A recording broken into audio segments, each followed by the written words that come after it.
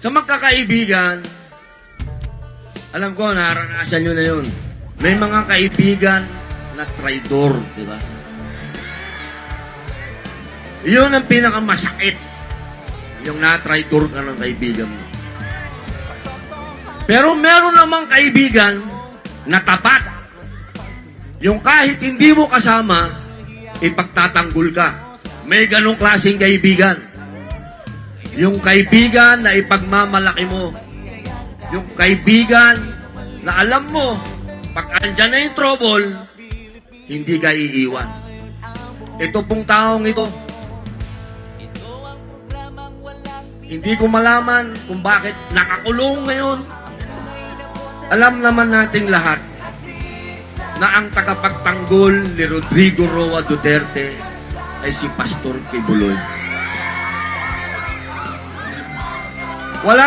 Wala pong kasinungalingan yan. Alam natin lahat yan. Hello, ma'am. May asawa ka na, binulong mo eh. Isipin po ninyo, merong sikat na network yan, yung SMNI. Pero dahil sa mga panahon na siya ang nagtatanggol sa isang matandang retirado na, siya po ngayon ay nakakulong. Pero kahit isang beses, hindi po siya nagsalita o nagtraidor o ipinagpalit ang kanyang pakikipagkaibigan kay Mayor Rodrigo Roa Duterte.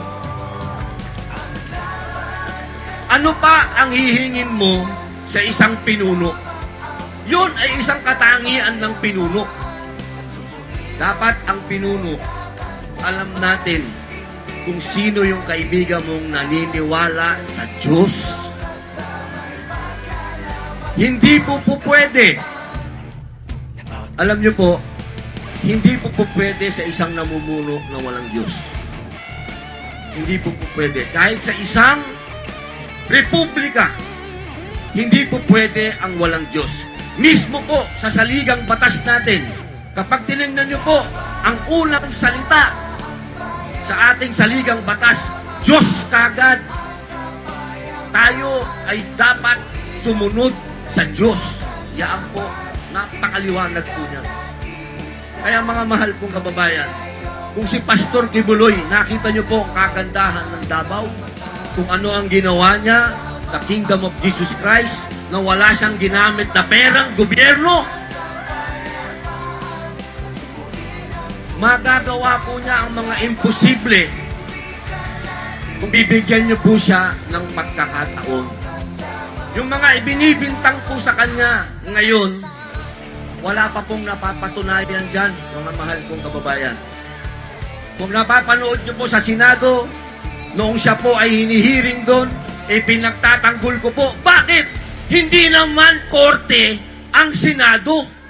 Wala po kaming karapatang magsabi kung sino ang guilty o not guilty.